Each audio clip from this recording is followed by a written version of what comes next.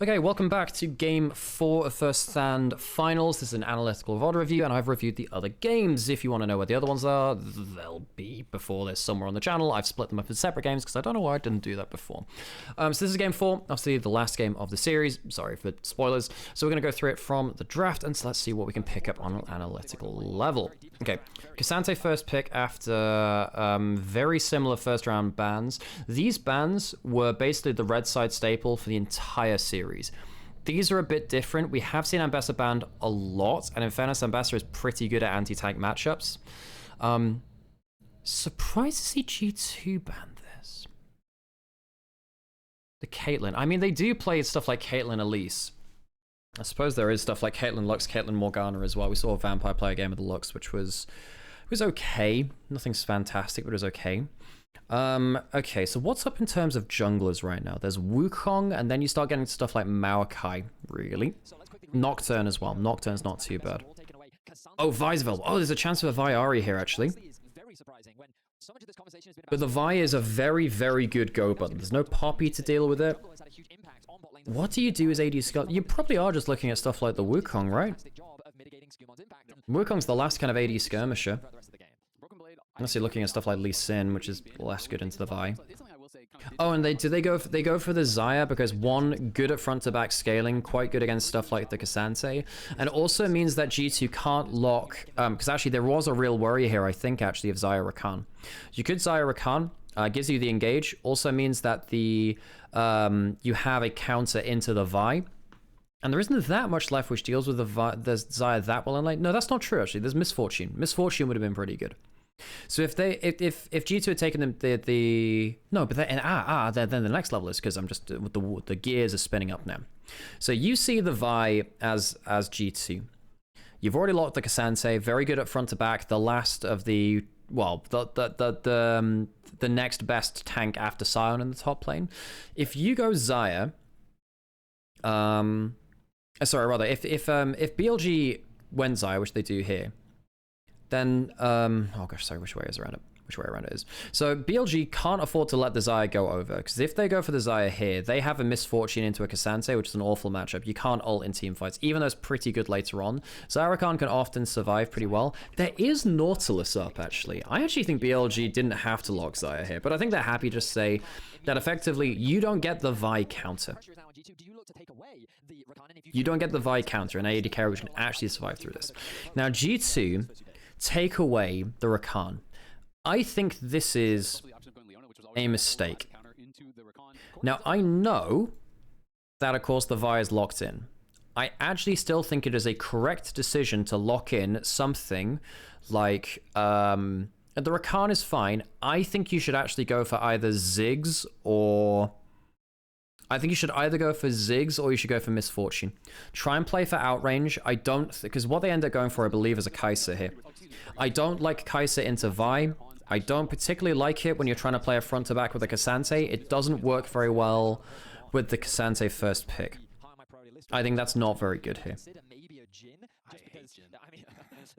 Jin's okay because there's no extra time. The Kai'Sa I don't like. I don't like the Kai'Sa.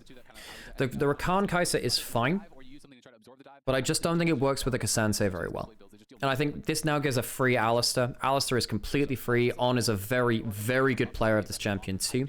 You can do that. You could also go Nautilus if you wanted to, but the Alistar is completely free now. You're completely okay to go through laning phase, and now you have a double playmaking engage combo from jungle support. Let's just slam through the next couple of things. Banning away the Maokai for front to back, an easy Maokai setup, easy Kai'Sa setup, that makes sense. You want to ban away like consistent, like engaged threat from long range. And I suppose you could ban Nocturne now. You could do, although honestly Nocturne's not great into Xayah either. You could ban Wukong or Nocturne. I think either of those are fine. Actually, do you even care about either of them? You could ban away something in mid lane either, too, to be honest. Do you have to ban another jungler away? I don't think you have to. What else would I ban here? Anything good against this? The Aurora's already out. They're banning away the Ahri. The LeBlanc's already gone. Oh, you banned Sylas here as BLG, I think, actually. I think you banned Sylas. Well, No, you still... No, it's so... because you have last pick, you can counter pick mid lane. If they pick Sylas, you pick Akali, you kill their entire team, and the Sylas can't play against Akali. So unless G2 ban Akali now, if G2 ban Akali, oh, they ban the Akali. Okay, all right. Unless BLG want to go for the Sylas on 4. You can look at things like Wukong hasn't yet been played. You can look at Malphite potentially. There's Viego. There's a lot of junglers that are still up in pair with dive. What's the last ban from G2? So they banned Syndra. I'm surprised at that. I mean, Syndra's okay versus the Sylas. Pretty good, actually. I mean, Knight can go... well, you pick top lane right now, right? And you just counter pick mid lane. I'm surprised they didn't ban the... surprised they didn't ban the Sylas. I thought Sylas would be so good with Alistar ult to steal. He's just going through his greatest hits across the course of this series. Yeah, he does. That is really scary. And they actually do lock in the Camille. Now, Camille with Vi means your point and click lockdown onto anyone is absurdly good. Both of these champions are insanely good versus Rakan. Rakan basically can't play against this duo. It's very, very difficult for Rakan to play against them. Can't punish it. And also, like, okay, sure, a Vi goes in, Kai'Sa then, okay, you've ulted me, I then ult out. Bin then says, nah, you're staying right here with me, buddy. So that the dive threat... And it means that just the point and click CC is absurdly good. So they lock in Victor, because they want to just say, look, I'm not going to be able to escape with this anyway. What Victor can do is eventually build Zhonya's and be pretty hard to pick off. Like, Victor is a very, very natural Zhonya's build. You just put, like, W and Chaos Storm at your feet and you press Zhonya's, and you hope that Cassandra can press W when you come out of Golden. It's a very JDG23 kind of strat. And they do lock in the Wukongs. They don't go towards the Nocturne, they go towards the Wukong, which is a little bit better again because you can kind of just leave a spinning Cyclone clone in front of the enemy team. Now, Knight wants to lock something that can't get dove too easily. He wants to have a good matchup versus the Cassiopeia, versus the Victor as well. I'm aware it is the Cassiopeia that gets locked in. I don't think TF is very good here at all. I think TF is just can't do anything against a bunch of these champions. What could you go here? Victor's pretty strong in lane. You could Sylas still. Well, Sylas is okay with Rakan ult. The Cassiopeia is easier. The Cassiopeia is, in fairness, much easier to play. I think that this... I was kind of really wondering whether you could go for the Sylas, but Sylas isn't fantastic versus the Cassandra as well and stuff like sidelines. Cassiopeia is fine. Very good versus the Cassandra. Can put the ground is very good on 4 out of 5 members, you know? It's pretty good here. Very good, in fact. So in terms of overall draft, I don't like the fact that G2 have very disconnected AD carries. I think if this was like a misfortune, even with the amount of cancels on the other side, I think that you can just like put a Cyclone and an ult from Cassandra, and I think it's better. I think that the Kai'Sa just feels a bit crap, not gonna lie. Even Jhin would have been better, no? Because Jhin can just like lock down the enemy team and get them from out of range. Jin's quite good against Cassiopeia because Cassio never gets in range of Jhin. I just don't think the Kai'Sa on 3 was the right call. Kai'Sa on 3, at that point of the draft, I didn't like it. At this point, I didn't like it when it was locked in here or whatever it was.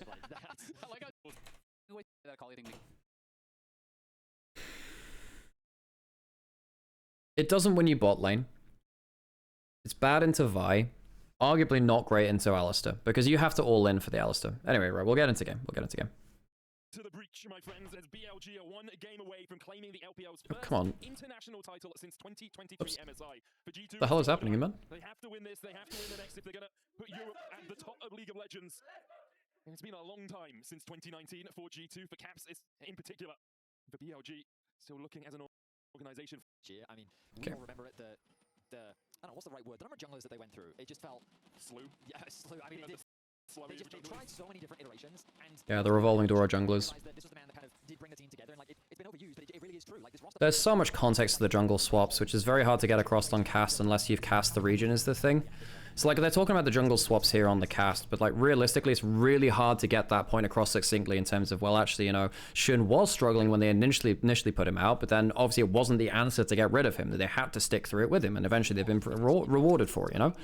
They went through 3 different junglers without Shun, and none of them brought them success. Okay. And of course, Camille in this game does eventually... I have to say, I don't actually think this is an instant win Camille game. You know, Camille is not always the best at, like... I mean, if you jump onto a target next to Cassandra just W's then ults you and you're away from the target. You very rarely get your Q2. If you jump into a Cyclone, you feel a bit shit. If you jump into a... Charm, you're really not feeling great either. If you have to get stuck on a gravity field or the ult, you're not great either. You have to play this well as Camille. It's not even like an instant win matchup in top lane. Caps is trading very well at level 1, actually. Does Knight remember he chose this matchup? He used to be very famous for playing Cassiopeia.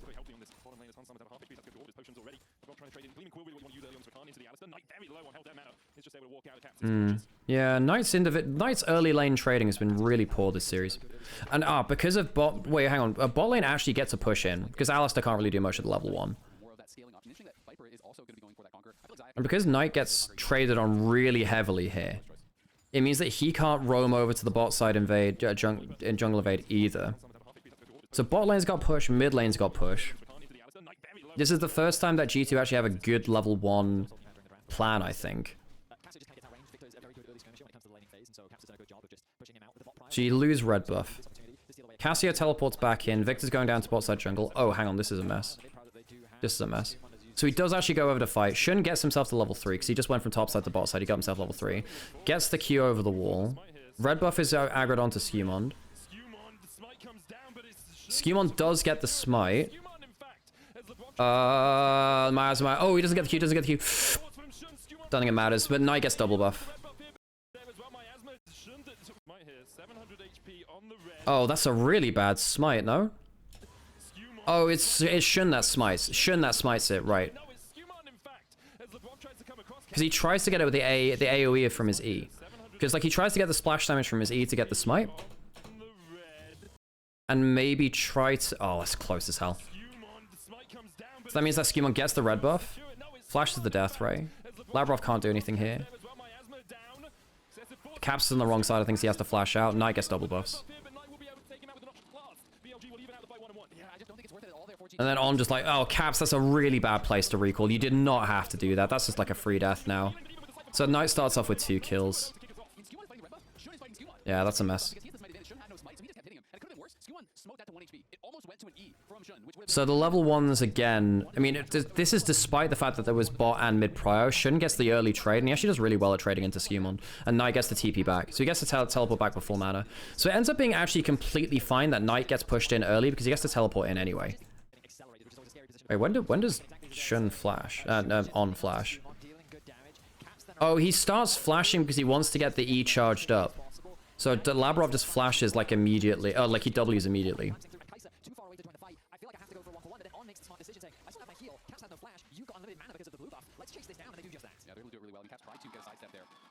Couldn't avoid it, and that second one connecting was going to be his doom. I mean, the speed up from the heal from Mom was pretty critical there as well, but just not what they would want to see. The golden left hand of the LPL Knight has been running things in that league for a while. 7 LPL titles, Skewmon going to be worded out, and Shun is in the area. This guy has just been stellar across multiple rosters, multiple teams. He is, to me, the greatest LPL player of all time. Yeah, and with part of the roster, that last one. Yeah, I think Knight is the greatest LPL player of all time. I think it's pretty hard to actually answer against that now. Most decorated domestically, even if he doesn't have the world's titles, his level of play, I think. If you're going off of level of play and like his notoriety, I think it has to be him. Would you like a cup of tea? I would like a milk cup of tea. Yeah, I would. So Knight gets a full set of double buffs to go through lane with like stacking up tier, so he gets to like really stack up his tier very well at the early stages of the game. Caps is going for Blackfire. Knight's going for double defensive items for Roa Seraphs. Oh, Viper gets the W movement speed so we can walk out of that. Labrov is lucky to live there. Oh, in fact, hang on. Viper should... Oh, he didn't have his Q up. I'd love to see his cooldowns here. Oh, he didn't have his Q. Right. And he didn't have enough attack speed because he's going Conqueror over lethal tempo to get the feather pullback. He couldn't get three feathers to get the root. Good sidesteps on the Q.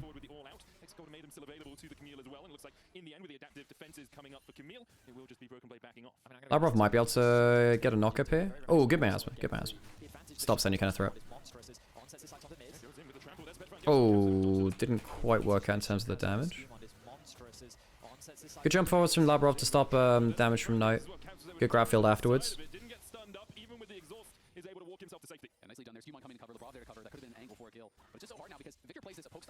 One of the biggest things in this series is Labrov getting caught out randomly. Like, Labrov just didn't understand where he was safe and where he wasn't. Oh, on. Oh, yeah, because Knight's walking over with no flash. He doesn't have ult anymore either. Skewmon doesn't hit level 6 off this. Shun does. They have level 6 advantage on jungle. Labrov has his cooldowns. He headbutts him back. Myaz was just short. I think Knight might have been able to walk up and get the Miasma a little bit further. I think he was hoping to get it before the ECOT got off. And that should have killed.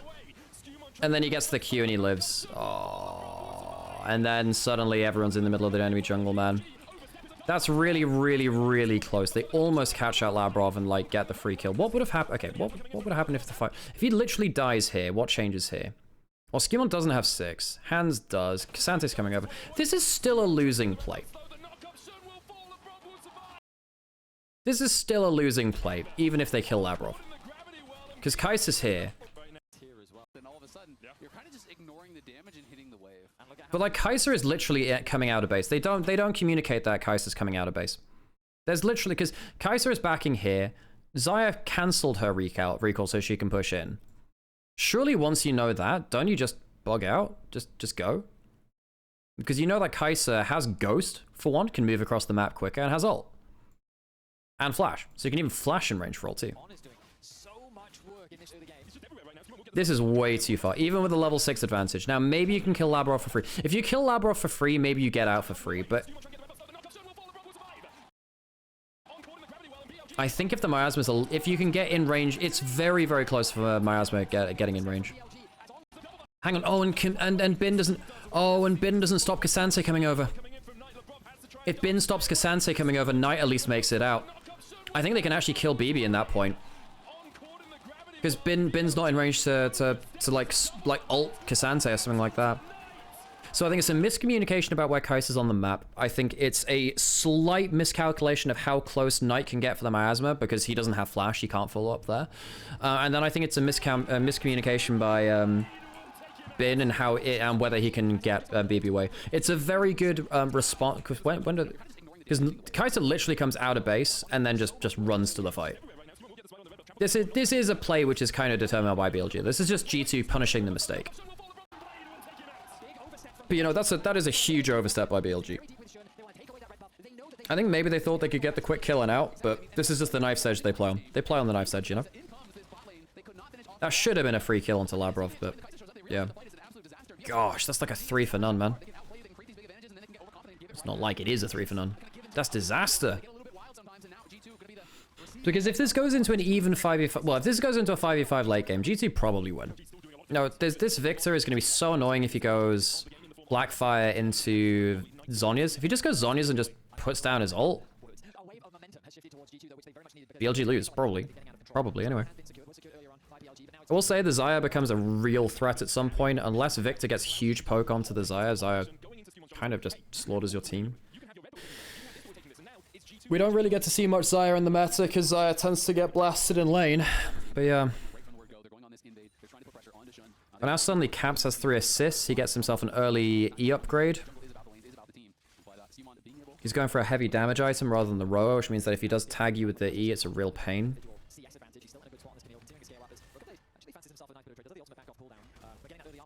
And BB gets a kill to stabilize his lane too. He's closer towards Iceborne Gauntlet. He is going to find impact in the 5v5s, in the 3v3s. When it comes time to make that big play, this guy has done it time and time and time again. More so than in the lane. I really associate his success. Anything interesting about jungle pathing? Good vision control by G2. Fire's going for a lane gang. This is a pretty good lane gang angle, actually. There's no camps up. You've got a free chance to do something on the map. Yeah, you can go for a Viol through lane now. If you can get into the right brush. I mean... Oh, now he's shown himself. Did he have to show himself there? I don't think he had to show himself. Goes under turret. Bin is... Okay, well, I'm not sure what Bin's doing here. Victor teleports into mid lane. He's trying to proxy. I think what he thinks is... Shun just showed on a ward. Because Shun's shown on a ward, Wukong should be coming bot lane. So I'm safe to proxy. He's not.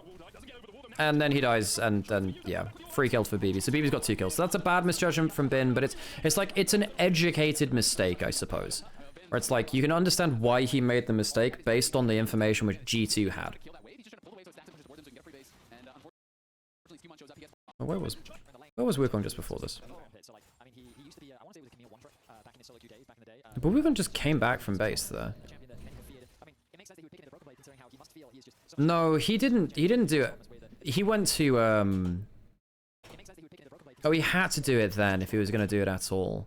I think it's because BB was freezing the wave. But then BB goes behind the turret. Yeah, he's pulling the wave. He's pulling the wave.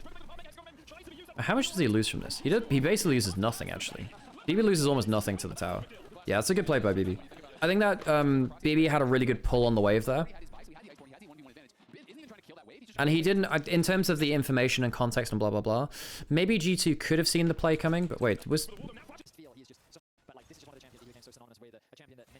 I mean, there's not even a crash. They don't even have a wave crashed. No, this is just completely wrong. No, I'm sorry. I get this wrong. There's no crashed wave. Shun actually shows a bit late. Bin had already shown on top wave before that. There's no threat of a dive. It's a mistake from Bin.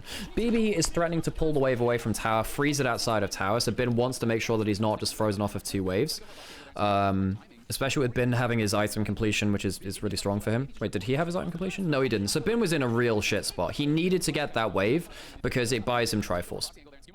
So he actually, in some ways, Bin actually just dies for Triforce and a better wave state. Because now the wave's going to come out, he can teleport topside. Unironically, with that in mind, I actually think it is worth Bin dying for the wave there because it gets him Triforce and it means that he's not stuck at a components to full completed item disadvantage while BB can freeze him off of waves. I actually think he makes the right choice. That is actually a good death. There's not much else he can do there. He gets the wave, he gets him to Triforce, he dies for it, whatever. It's better than getting zoned off of 3 waves. He just dies it. Ah, my night, buddy. That's just not good. Dodges 1E. Doesn't get that one. You can just get this wave. So the wave's into turret. Does he dodge that next E? I think he does, actually. Dragon's being started. You have no reason. I mean, I guess he thinks that Shun can go over the wall. Oh, that's what happens. That's why he gets solo killed. Shun queues over the wall, so Knight wants to get the combo win, but Shun calls off the play and Knight can't disengage in time. Watch this again. Watch the minimap. Watch the minimap. In fact, actually, what I'm going to do, I should have done this before. Let me show you this. I need to like zoom this all the way in. Can I zoom in? What I'm gonna do? I'm gonna duplicate this. Let me show you this. Can I duplicate it?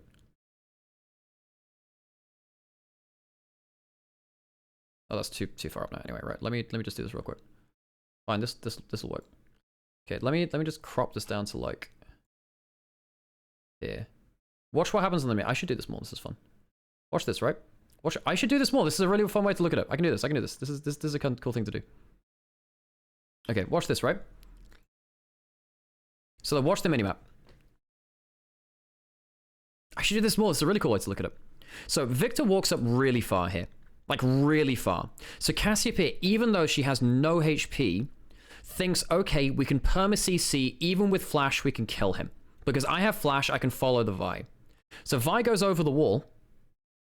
It goes over. I've realized it's below my epic pen. Hang on one sec. I need to organize things. I think the Vi can go over the wall.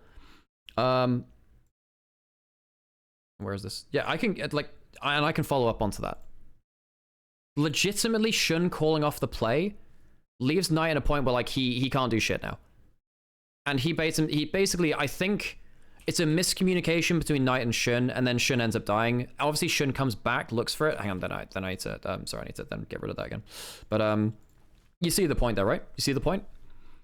I actually think that let's watch that again. Actually, one second. Let's watch that again.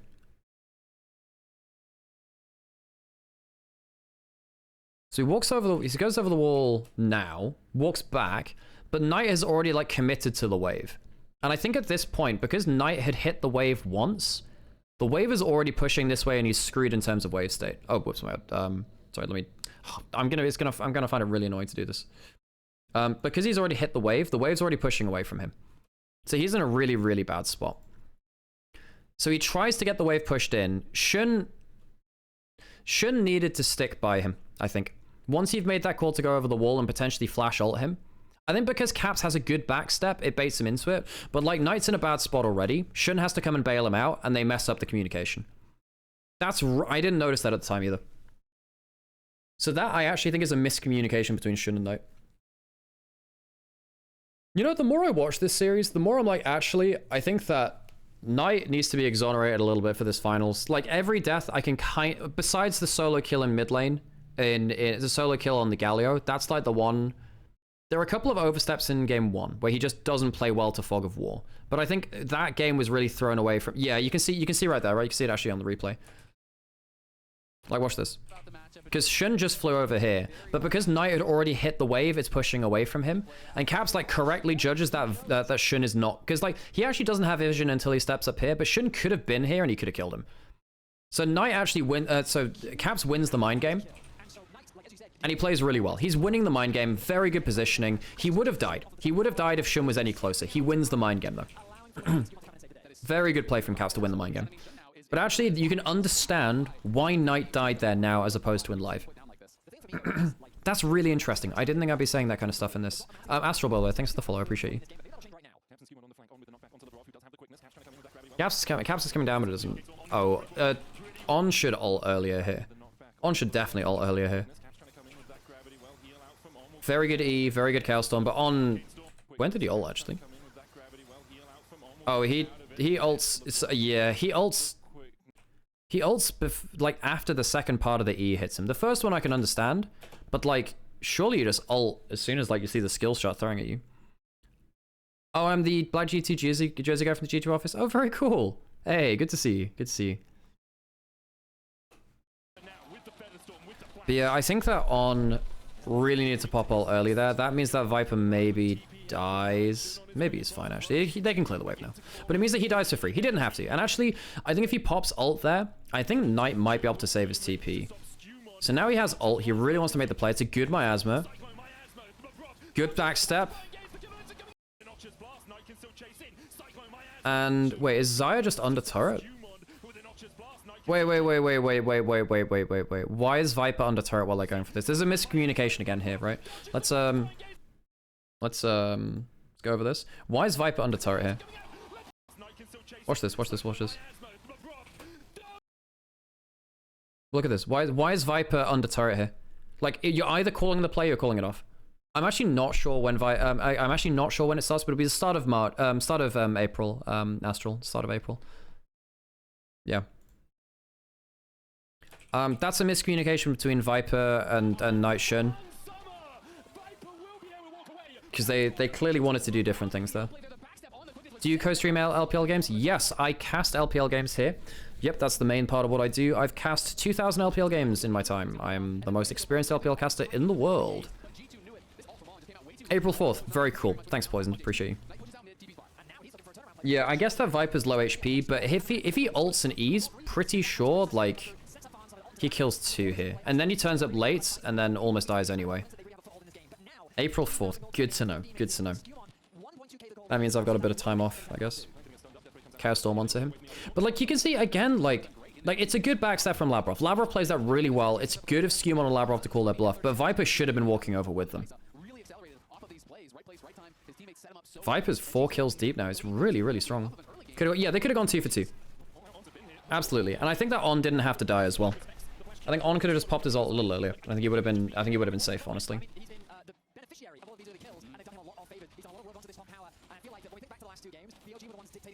3k gold lead for G2. However, Bin is still in a very good spot. Xayah is still very good in the draft. I feel like BLG mistakes are the most easy to recognize and to fix. Labrov just dies. Yeah, I think this is probably the most common mistake that we saw. Oh, no, this is Skewmon, actually. I think BLG were really, really, really good at catching out G2 members when they were looking for vision. Like, it's just instant death, chain CC, triple gank unit, very good. This is why you have the Cassiopeia Vi, that's good. That's what they were looking to do onto Vi and Skewmon and Labrov on Tribrush, right? You should do a region-wise VOD reviews for all the major regions for all the good teams. So, funnily enough, I've got some plans for that. I do have some plans. What I want to do is I want to do League of Legends greatest hits. And I also want to open up to historical VOD reviews as well. And that will be less analytical. That'll be more talking about like the enjoyment of the series and maybe with someone who was there at the time. So a caster or someone who just like was a fan of the region at that point. So, for instance, I want to get Monty and Doa on at some point and like look through some of the Season 3, Season 4 LCK VODs, something like that. But yes, I do want to do something like that. That would be very fun. So it's a good pick-off. They get some vision control from that. They can test vision control in top jungle. And that also allows Bin to get top turret for free. That's huge for him. Because BB can't stay under the top turret like that now. So Bin gets a full top tower. It's very good for him. This is not the first time we will see a Labrov die, like jungle support die from G2 across the map. You can see how tight margins he's run again, though.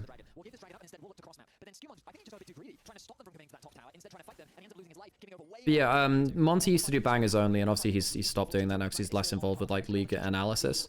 But I may try and enter that space. Depends how many people want to watch it, you know.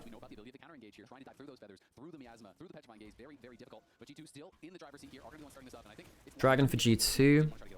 And one of the things which I think G2 should be looking for, because you know we're talking about how BLG are very good at like walking around and picking people off. We should really be seeing that from Hans and Labrov. Hans should really be using this kill. He's on a 2-item Kai'Sa, you know? And then you've got Skewmond who's in a good spot too. You know, you should be using this trio much in the same way that BLG are using this trio to just pick off people around the map. Now, I understand you can't really do that onto Xayah. It's quite hard to do that onto Camille, but it is possible. You can do that onto Cassiopeia and Vi. Alistar, again, a little bit more difficult. That's the problem, I feel like, look, Rakan is so... Oh, that's a really good pickoff. And right again now, just like... You know someone's in that brush. This is dangerous, man. This reminds me of the Bard game. I'm not gonna lie. I think Labrov with... I assume... Oh, yeah. So the reason why they pulled the Camille ult is because the VIQ doesn't hit, I don't think. The VIQ doesn't hit, and the Miasma doesn't... They try and twin it, so like... Oh, they Knight misjudges the Miasma. So they misjudge the VIQ and the Miasma, which means they have to pull the Camille, but it's not that bad. But Labrov just dies for free, man. This is most of this game in my recollection, is just that, Labrov and others getting picked off around the map for free. And Bin's, you know, Bin's getting a lot from this. He gets the kill there too. He's at 2 items. Once you get to 3 items on Camille, it feels kind of doomed. 2 is already bad. 3 is where you're like, dead.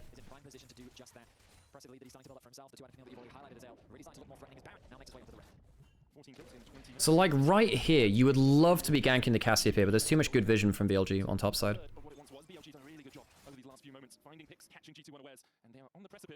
But again, like I think that Knight's in-lane trading was the worst I've seen from him in a while.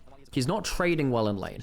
I actually think his decision-making, a lot of his deaths, were actually a lot more forgivable. This is very close to another kill, by the way. Good Q flash. Oh, he gets to turn around so they don't get the stun on it.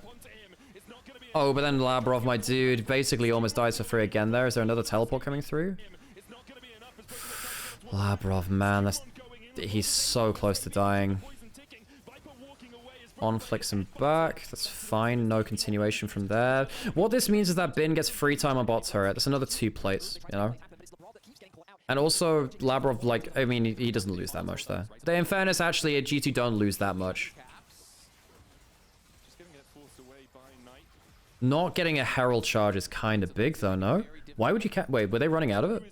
20 minutes in? Oh, they're about to run into it, actually. You know what, though? I'm actually happy to see Knight be able to get this win despite not performing the best. It makes me feel like he knows he can trust his team again. Yeah, I agree. I think that he definitely made some mistakes, but... I think actually his decision-making was still largely on point. At least I could see the logic of when he died, and I can see where it went wrong, and I could see that, you know, the mechanically trading wasn't as good from him. But yeah, I think it's really important for him to see that, you know, it's not just him on the team anymore, you know, like it was for 2025, really. Secret MVP is On. I think that Shin and On did so much work. Bin, obviously, I think Bin was the guy that benefited the most from the map state from BLG, because basically he's just allowed to free farm the entire game and trade very, very well. And he does out-trade every single person he faces at this event. Bin activated his gold lead very well, but BLG just as an overall macro force have really leveled up.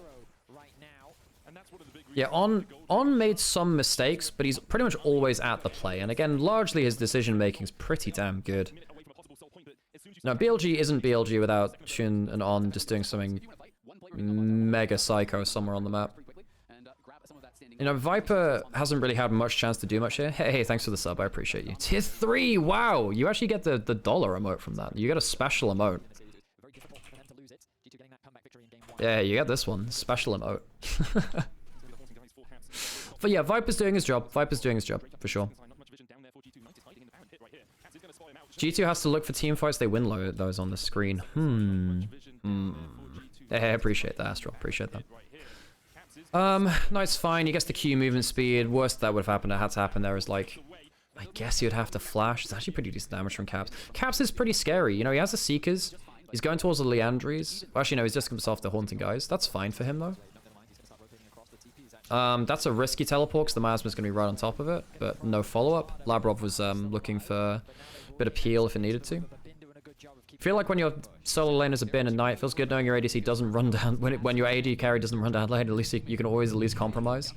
I mean, Elk was really good with M2 for a long time. It's just that Viper's meant to be that level above. I will say, this isn't peak Viper, you know? Hang on, bin... Gets it. Oh my god, does he just full kill turret? He actually just might run... Yeah, this is the thing, right? When you have Camille at, you know, this kind of level in the game, with the amount of cooldown reduction, the amount of damage he has, he'll slaughter the turret and then he'll just run you around. Because the hook shot's on a very low cooldown. Cassiopeia on Baron can absolutely threaten that. And then, like, BB can't catch the Camille. You can't catch the Camille. They're just too fast. In fact, this is actually at the point where he might be able to just run back towards the Baron. Flashes over and made sure that, like, he can wait until his next hook shot. Has a blast cone. So he's even going to get there sooner than BB doesn't have TP. Although, like, honestly, letting the Baron go this low is really, really dangerous. I actually think BLG should be looking for a fight instead of looking for the Baron and getting shredded. Like, Hans is not happy here. They should have been looking for the fight instead of the Baron. This is so... I mean, if Shun doesn't get this smite, it is so doomed. Gets onto Hans, and they just choose to give up 2. That is... Look, Bin does his job well. This is where BLG would lose games before. You don't have a tank for the Baron. This is a mess. Hans is 4-0. He should be able to check... Well, he can't jump into both carries. You need, like, Kai'Sa is meant to look at a single carry and then you know, get plays down. Oh, that's so close. Let's see how close this gets, actually. But the fact that Bin runs Broken Blade around, I think BLG should look for the turn and Bin just gets there first. Right? That should be the way that it works. On gets blown up because even with his ult running, Chaos Storm gets rolling. And there's going to be soul point for G2. Can't stop the recall. Wouldn't have changed anything even if it did. I don't... Well, he can teleport in. Now he has 3 items. Now you have a 3-item Camille. Effectively, you're shaken. You're shaken.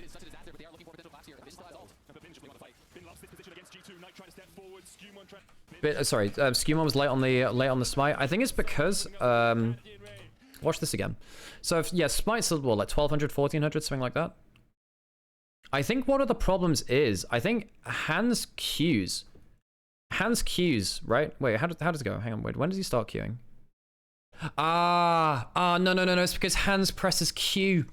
Hans presses Q, and it means that the Baron gets lower than he thinks. Unless they were, you have to coordinate that. I think Hans is like trying to kill on, and he presses Q, and the Q gets multi-target. It doesn't just hit the Alistair, because he's pressing Q for that. He hits the Baron as well. I think that they didn't coordinate between the Kai'Sa burst and then the Wukong. I don't think they coordinated that. Very, very good from Shun to get that smite, but yeah.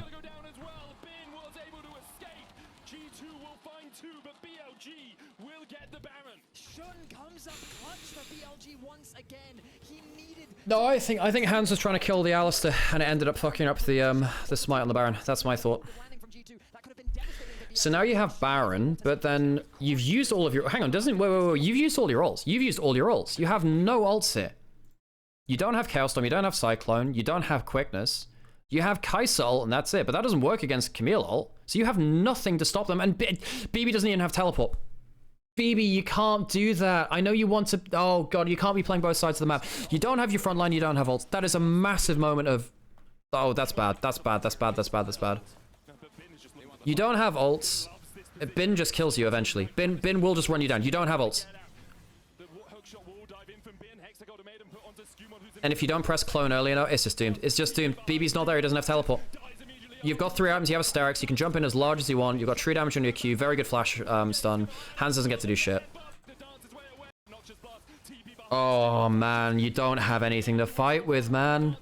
Hans has flash. Oh, my God. He gets caught midway through his... Hang on, wait. Let me just see how close this is.